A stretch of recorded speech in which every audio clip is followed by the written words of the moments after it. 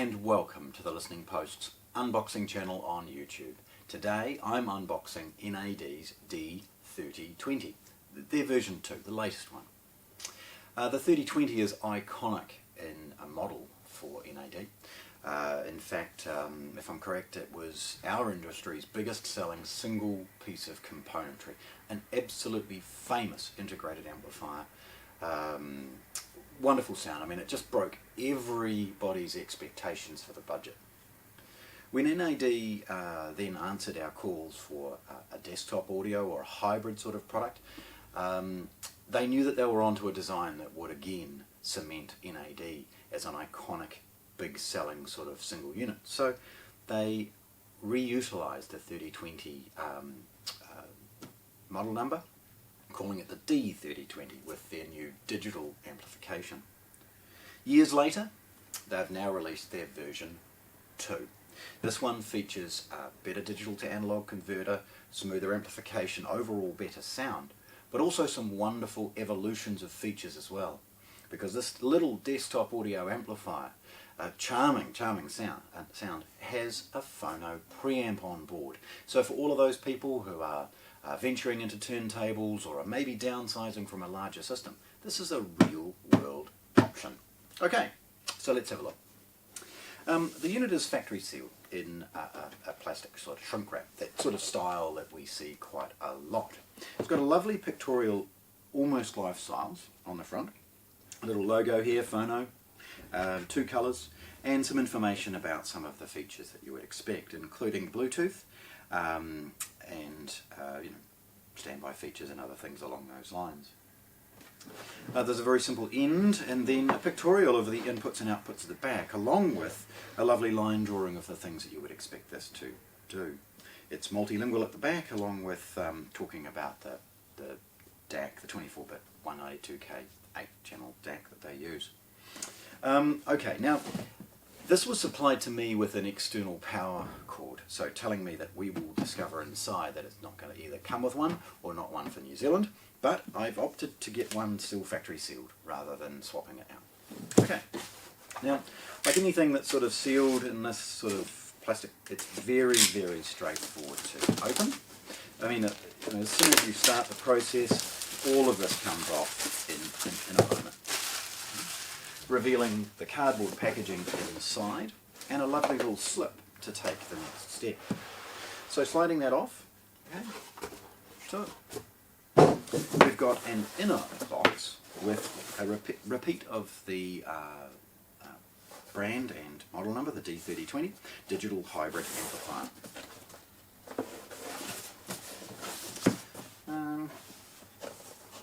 There we go, that side. That side opens with the flaps. And just pausing to look for a moment, we have a very simple setup guide, nice and easy pictorial of what to expect in the box and how to plug it in and make the most of it. Now in the box we see some accessories. Actually, of course, there's a desiccant thing in there. A little additional inner box with the accessories inside.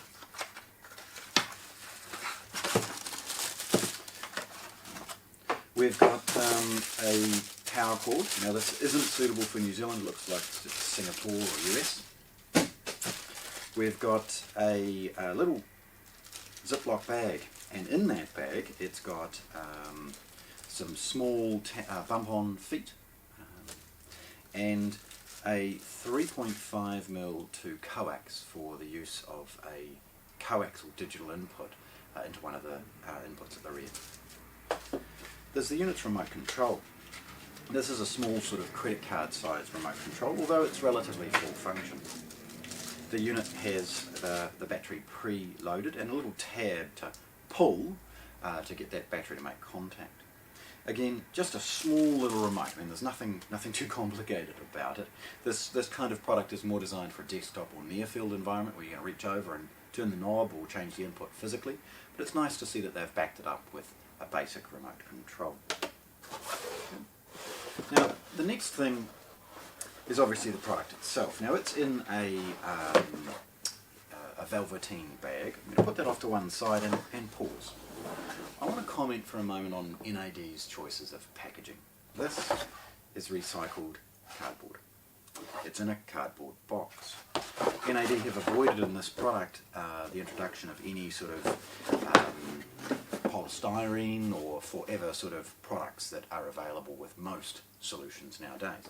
It's lovely to see that they've just made a little effort to reduce and give us something that's potentially recyclable.